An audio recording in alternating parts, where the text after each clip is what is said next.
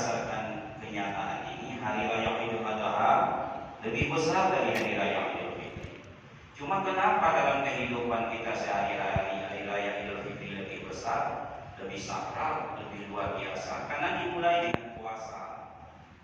Coba kalau bulan tahun besok, jangan dimulai dengan puasa, langsung saja berhari raya, maka tidak enak hari raya Idul Fitri.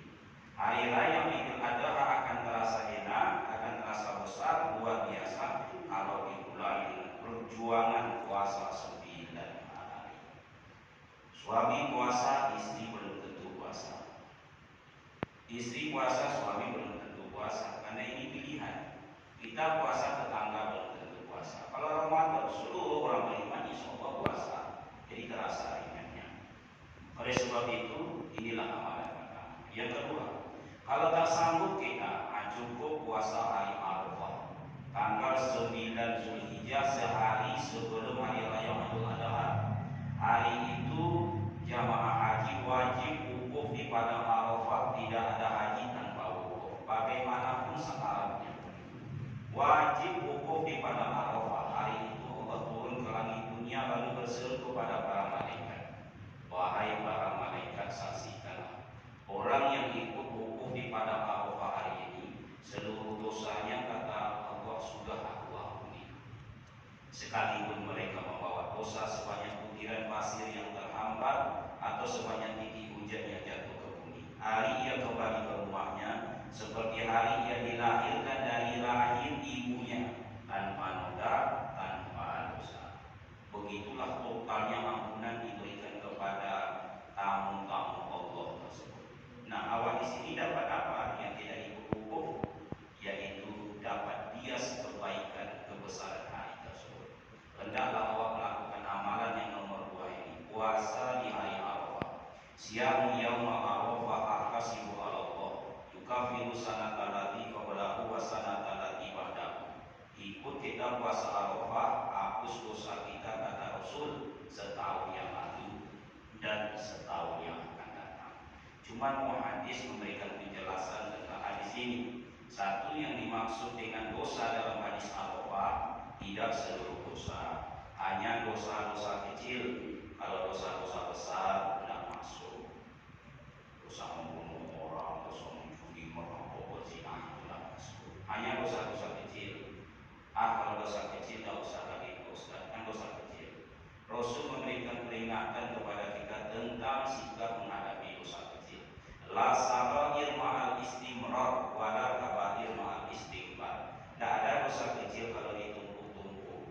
Tidak ada dosa besar kalau selalu bawa iringi dengan taubat dan istighfar. Sebesar apapun pekerjaan kalau diangsur selesai, sekecil apapun pekerjaan kalau ditumpuk menjadi besar.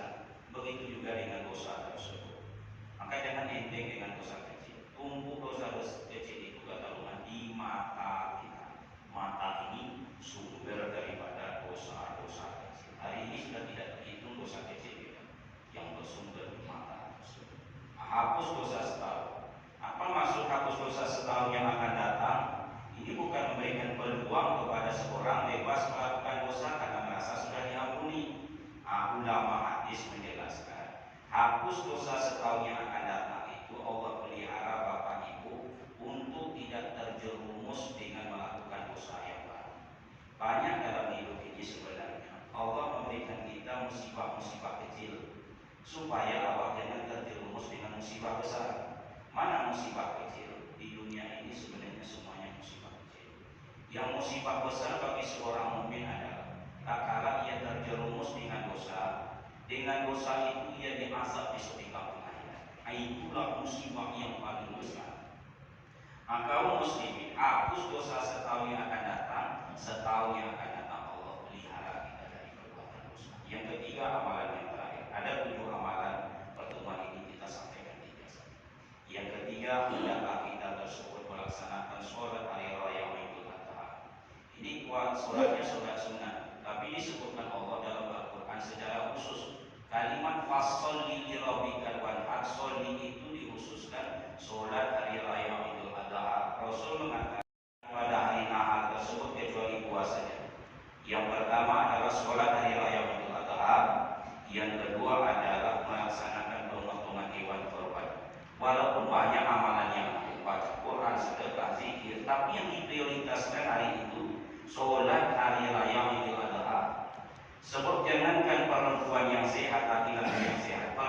yang sedang halangan pun disuruh Rasul untuk hadir dekat tempat orang sholat, bukan ikut sholat, ikut syiarnya, ikut meramaikannya. Kalau perempuan saja yang seperti itu disuruh, apalagi awak laki-laki yang berkehalangan. Jadi tidak ada alasan. Kaum muslimin, terakhir, kalau bapak ibu sekadar mengulang haji, ikut amalan nomor 3 ini, sholat hari raya Idul Adha, tetap memperhatikan sunnah-sunnah. Tetaplah satu, mandi pada pagi hari sebelum berangkat. Kedudukannya sunnah, Pak. Tidak mandi tak apa-apa. Tapi kalau bapak ibu mandi berpahala, kalau tak mandi tak apa-apa. Cuma kalau bisa tolonglah mandi. Sekali setahun bapak tak mau mandi, itu terlalu namanya mandi. Cara mandinya, cara mandi wajib. Yang kedua, berpakaian bersih dan rapi. Kalau bisa berjubah istimewa. Rasul itu kalau hari-hari besar, hari Jumat saja, itu jubah beliau 2 lapis. Penampilan beliau kata sahabat lebih indah dari bulan yang sedang purnama. Jadi kalau bisa setelah hari raya Idul Adha, benar-benar jangan mau pakai baju sehari-hari, apalagi baju kompani. Sudah ada kopiah, baju kompanya, kain sarung gulung besar kita angkut. Nah, itu muak malaikat menengok. Elokkan penampilan. Yang ketiga, hendaklah kita berpuasa, menahan diri untuk tidak makan minum sampai pulang kembali dari sholat Idul Adha. Makanya istri-istri kalau dianjurkan untuk memasak malam, niatkan untuk berbuka besok pagi, pulang sholat Idul Adha. Jangan biarkan suami, istri dan anak awak tersebut menjamuk di rumah orang, sehingga dia berbuka di rumah orang. Di rumah tidak ada apa-apa. Besok itu anjurkan untuk memasak. Kemudian apa lagi? Pergi sholat dari satu jalan, pulangnya lewatlah jalan lain. Kalau ada jalan yang mudah, kalau jalan itu susah, nggak usah lagi putar-putar sampai menempuh atap rumah orang, masuk ke ruang tamu, nggak usah. Atau terlalu jauh, seminggu baru sampai ke rumah halaman masing-masing, nggak usah. Cari jalan yang mudah, tapi kalau bisa memang berputar. Sunnah yang paling sering dilanggar di akhir zaman, tidak mendengarkan khutbah sampai selesai. Sebahagian bapak-bapak langsung saja permisi, bahkan kadang-kadang ada yang mengangkat tangan, permisi Ustaz, padahal Ustaz itu sudah mati. Terpaksa Ustaz yang mengangguk. Ada pula suara tukang parkir lebih besar daripada suara khotib, karena mengatur jalannya kendaraan. Ibu-ibu, kasih buka jilbab, kasih buka telepon, bahkan ada yang selfie berhias-hias. Tinggallah Ustaz itu seperti radio saja, berbicara sendiri, tidak ada yang menengok. Mudah-mudahan sunnah seperti ini kita dengarkan baik-baik sampai selesai. Inilah menyebabkan amalan kita itu sesuai insyaallah dengan yang disunahkan Rasul. Apa amalan yang keempat, kelima, keenam dan ketujuh, semoga kita sambung pada pertemuan yang akan datang. Lebih dan kurang mohon maaf.